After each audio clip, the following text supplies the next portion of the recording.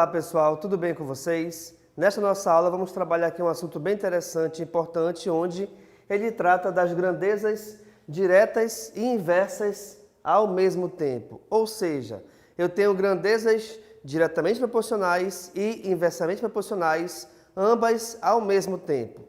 Agora, antes de eu te mostrar todo esse exemplo aqui e como ele é resolvido, eu quero te chamar a atenção para 3 detalhes bem importantes, tá? O primeiro deles é te dizer o que são grandezas diretamente proporcionais. São grandezas que, quando uma delas aumenta, a outra também aumenta.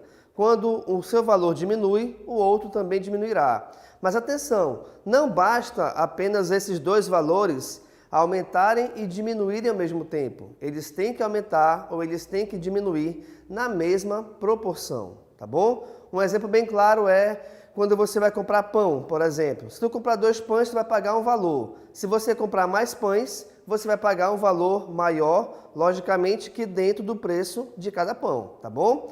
Outro detalhe também é as grandezas inversamente proporcionais. Quando que duas grandezas quaisquer são inversas? Quando uma delas aumenta e a outra diminui ao mesmo tempo, na mesma proporção. Onde é que a gente consegue reparar isso? Por exemplo, quando a gente compara velocidade e tempo. Velocidade e tempo, elas sempre serão inversas, independente dos seus valores. Como assim? Imagine que você tem que fazer um certo percurso num certo tempo, certo? Agora, quando eu pegar essa velocidade e aumentar, o tempo que eu levaria para cumprir esse percurso, ele vai diminuir. Por quê? Porque quanto maior for a velocidade de um automóvel, de um objeto qualquer, menor será o tempo que você vai fazer todo o percurso. Agora, outro detalhe também é o seguinte: existem grandezas que elas não são nem diretas e nem inversas. Quer dizer, não tem nenhuma classificação em relação a essas duas. Por exemplo, idade e altura. Não necessariamente, quanto mais velha uma pessoa for, maior ela será. Quer dizer, o tamanho de uma pessoa, a sua altura, ela não depende da idade. Sendo assim, essas duas grandezas, idade e altura, elas não são nem diretas e muito menos inversas. Beleza? Agora, essa nossa aula, ela trata de grandezas diretas e inversas ao mesmo tempo. Então, pessoal, nós não temos como ter duas grandezas, tá? Que sejam diretas e inversas ao mesmo tempo na prática. Isso não tem como existir. Mas, quando a gente compara apenas valores numéricos, sem relacioná-los a nada na prática, aí isso pode acontecer. Eu posso ter um número que seja diretamente proporcional a alguns valores e esse mesmo número também ser inversamente proporcional a outros valores quaisquer, tá? E é isso que eu vou te mostrar agora nesse exemplo. Vamos a ele? Dividindo o número 690, então repare que o nosso número principal é 690, beleza?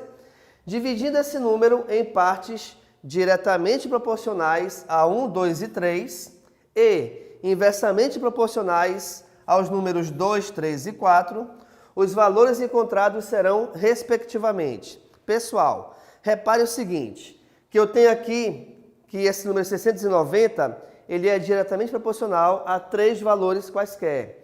E ao mesmo tempo, ele também é inversamente proporcional a outros 3 números. Bem, se ele é direto e inverso a 3 valores, então eu tenho que separar esse 690 em 3 partes diferentes, tá bom? De modo que a primeira parte eu posso chamá-la de a segunda parte eu posso chamá-la de B e a terceira parte eu posso chamá-la de C.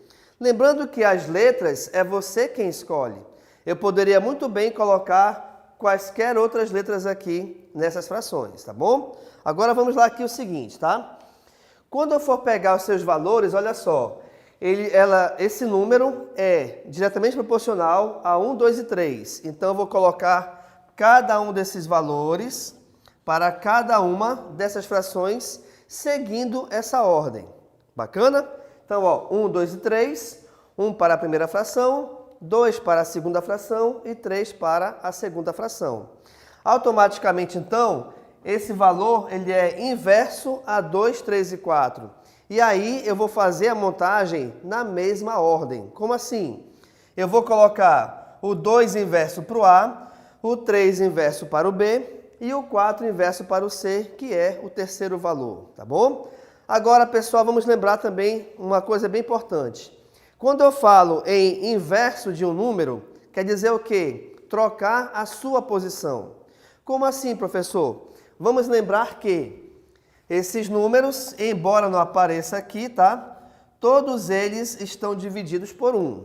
Só que o 1, enquanto denominador, não tem a necessidade de ser escrito. Logo, então, ao inverter, a gente vai ter o inverso de 2 é 1 sobre 2. E esse valor eu vou colocar em multiplicação com o que eu já tinha anteriormente. A mesma coisa na segunda parte. Na segunda parte seria inverso a 3, eu vou multiplicar por 1 sobre 3.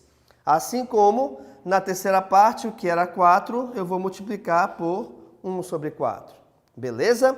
Então, nesse caso aqui, pessoal, eu vou ter outros valores no nosso denominador. Então, reparem, aqui eu vou ter A sobre 1 vezes meio. Aqui nesse caso, 1 vezes meio, eu vou resolver a multiplicação normal entre frações. Valor de cima com valor de cima, valor de baixo com valor de baixo. Logo, então, 1 vezes meio é meio, ou 1 sobre 2. Aqui eu tenho B em cima. 2 vezes 1 terço. 2 vezes 1 é 2, então teremos 2 terços. Assim como na terceira parte eu tenho o C como numerador. 3 vezes 1 quarto, 3 vezes 1, 3 quartos. Bacana? Agora, vamos trabalhar especificamente sobre essas frações aqui. Por quê? Porque essas frações eu vou calcular entre elas o MMC dos seus denominadores. Essa é a segunda parte da resolução desse problema. Então, reparem que eu tenho 2, 3 e 4. E fica melhor nós trabalharmos o MMC utilizando a decomposição em fatores primos. Logo, então, reparem aqui comigo, eu vou colocá-los separados por vírgula e dividi-los pelos números primos. Como nós temos valores pares, comecemos essa divisão por 2, então. Então, teremos 2 vezes 1 é 2, repete o 3, até porque não dá para dividir 3 de forma exata por 2, certo? E 4 dividido por 2 é 2. Ainda temos em sua composição número par. Logo, vou continuar a divisão por 2. O 1 só repete. O 3, pelo mesmo motivo anterior, também vou repeti-lo. E dividindo 2 por 2 dá 1. Sobrou 1 e sobrou 3. Então, não se esqueçam que a decomposição ela será finalizada quando todos os valores à esquerda dessa linha vertical for igual a 1. Para que seja igual a 1, então, eu vou dividir tudo por 3, onde o 1 repete. 3 dividido por 3 é igual a 1, e esse último número 1 se repete. Então, me sobrou 2, 2 e 3. Como é que eu faço para achar o MMC? Eu multiplico esses valores. 2 vezes 2, 4. 4 vezes 3 é igual a 12. Então, reparem que essas nossas três frações, elas possuem agora o MMC igual a 12. Então, olha só, pessoal, depois que a gente finaliza e acha esse valor do MMC, qual é o próximo passo? Eu vou pegar esse 12 e irei multiplicá-lo por cada um dessas frações que eu tenho embaixo desses resultados. Então, repare aqui. Na parte letra A, eu tenho 12 vezes 1 é 12. 12 dividido por 2 é 6. Então, eu vou ter A sobre 6. Na segunda parte, nós temos 12 vezes 2 é 24. 24 dividido por 3 é igual a 8. Então, eu vou ter B sobre 8. Assim como eu tenho aqui 12 vezes 3 é igual a 36. 36 dividido por 4 é igual a 9. Então, teremos agora uma outra proporção, onde ela é igual a sobre 6, igual a B sobre 8, igual a C sobre 9. Vamos entender aqui o seguinte, tá? Essas três partes, ao serem unidas, ao serem juntas em um valor só, ele vai dar 690. Então, é isso que eu vou fazer agora. Eu vou somar essas três frações. Só que, quando a gente resolve a sua soma, o que acontece?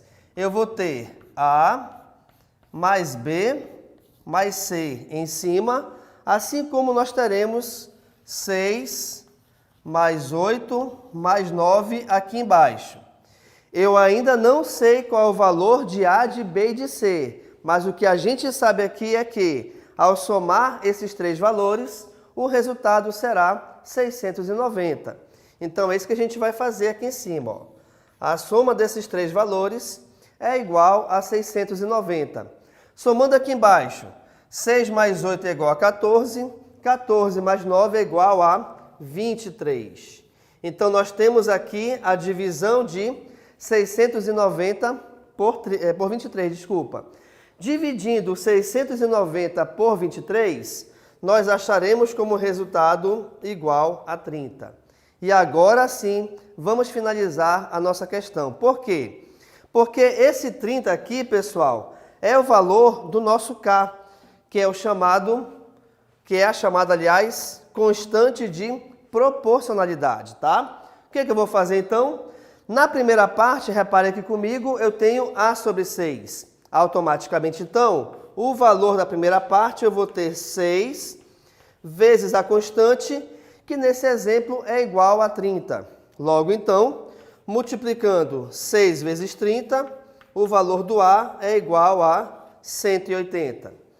Na nossa segunda fração, nós temos B sobre 8, e eu vou fazer a mesma coisa. O valor do B é igual a 8 vezes 30, onde o valor desse B é igual a 3 vezes 8 é igual a 24, automaticamente, então, a nossa segunda parte vale 240. Assim como a nossa última parte, aliás, é C sobre 9, e nós temos, então, 9 vezes 30, beleza? Onde o resultado desse C é igual a 270, até porque 9 vezes 3 é 27 e a gente segue com o último zero. Isso quer dizer, então, pessoal, que dividindo essas partes e analisando com cada uma dessas alternativas, nós temos, então, 180, 240 e 270. Logo, analisando todas, a nossa resposta aqui é a letra A. Então, pessoal, o que a gente consegue verificar aqui é isso, tá? Quando você trabalhar com exercícios, com exemplos que envolvam números diretos e inversos ao mesmo tempo, isso não pode ser envolvido na prática. Mas, se eu estou analisando números cruamente, digamos assim, né, somente os números, esse número ele pode ser direto a alguns valores e inverso a outros valores ao mesmo tempo. Até porque, se a gente somar esses três valores, nós iremos voltar para 690. Legal, pessoal? Então, essa foi nossa aula sobre grandezas diretas e inversas ao mesmo tempo. Muito obrigado e tchau.